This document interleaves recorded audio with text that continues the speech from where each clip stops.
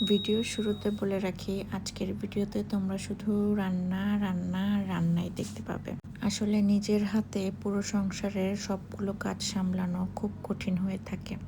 যারা খুব নিখুঁতভাবে সংসারটা পুরোপুরি সামলিয়ে ওঠে তাদেরকে হ্যাটস অফ জানানো উচিত, কেননা ইটস কোয়াইট ডিফিকাল্ট। আসলে মেয়েদের প্রতিটা স্টেজেই বদলাতে হয়। এই যেমন বিয়ের আগে আমি শুধু চিংড়ি মাছটাই ভুনা করতে জানতাম, সত্যি বলতে ডাল কিভাবে রান্না করতে হয় সেই জিনিসটা জানতাম না। জীবনের একটা সময় আমাকে হোস্টেল লাইফে কাটাতে হয়েছিল, আর হোস্টেল লাইফের খাবার সম্পর্কে যারা থেকেছে তাদের আইডিয়া আছে কেমন হয়ে থাকে।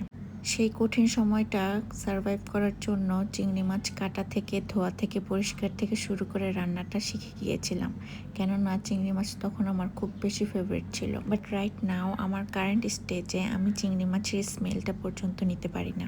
কিন্তু যেহেতু শ্বশুর বাসায় থাকি এবং আমরা যৌথ পরিবার থেকে বিলংস করি, সবার সাথে খেতে বসে 1-2 পিস আমার খাওয়া হয়ে যায়, তখন আমার খারাপ লাগে না। যেহেতু যৌথ ফ্যামিলির কথা মেনশন করলাম, দেখবে আমার রান্নার মাঝেই আরেকজন তার সাহায্যের হাত বাড়িয়ে দিচ্ছে। এটার কেউ না, এটা কিন্তু আমার শাশুড়ি।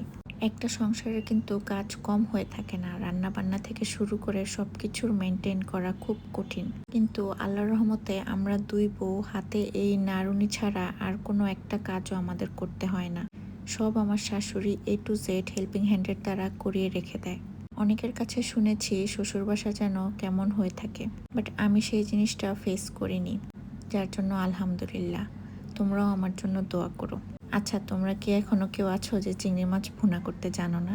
তাহলে এই ভিডিওটা তাদের জন্য খুব উপকার হবে।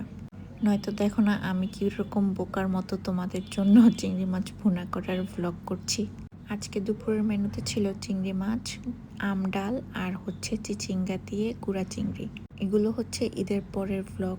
গরুর মাংস তো 3 বেলা খেতে খেতে সবারই মুখের অবস্থা 12টা বেজে গিয়েছে, তাই একটু মাছ বা শাক সবজি ডাল এগুলো দিয়েই ভাত খেতে সবার ভাল লাগছিল তখন। ব্যাস, দেখতে পেলে খুব কম সময়ের মধ্যে কিভাবে আমি চিংড়ি মাছটা ভুনা করে ফেললাম। তোমাদের সাথে গল্প করতে করতে সেই রেসিপিটাও শেয়ার করে ফেললাম।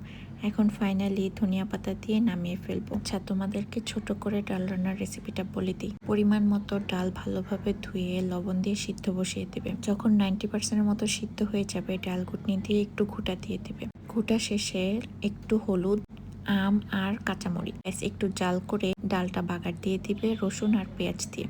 আজকে রান্নাবান্না শেষ হতে হতেই দেখি আমার শাশুড়ি চুলার মধ্যে পুডিং এর প্রিপারেশন নিচ্ছে। মূলত গ্যাস ছিল, তাই সেটার সদ্ব্যবহার করবে আমার শাশুড়ি। আমার পুডিং রেসিপি তো অলরেডি দেখে ফেলেছ, কিন্তু আমার শাশুড়ির পুডিং রেসিপিটা একটু ইউনিক, কেননা সে তার পুডিংয়ে কোনো প্রকার ভ্যানিলা এসেন্স অ্যাড করে না, কিন্তু একটা সিক্রেট জিনিস দেয়। বলো তো কি? ওই যে প্রথমে যে মিক্সচারটা মিক্স করতে দেখলে, সেটা ছিল একটা বিস্কিট।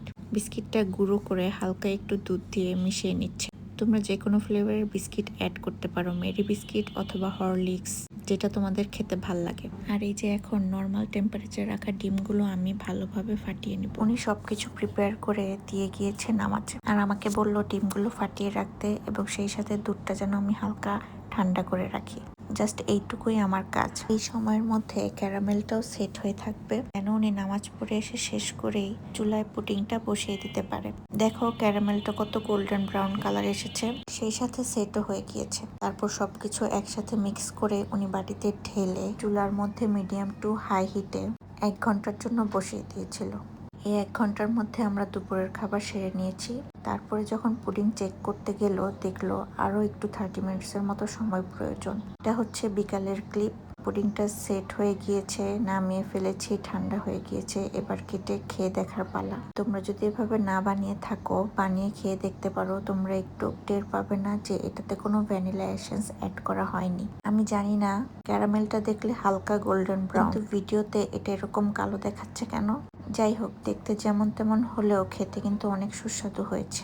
আমার হাজব্যান্ডের তার মার হাতের পুডিং অনেক ফেভারিট। ওই দিন বিকালেই আমরা জবা গাছগুলো আর ব্লু ডেজিগুলো নিয়ে এসেছিলাম, যেটার রিপোর্ট ভিডিও তোমরা অলরেডি দেখে ফেলেছো। আজকের জন্য এই পর্যন্তই। তোমরা সবাই ভালো থেকো। Bye bye.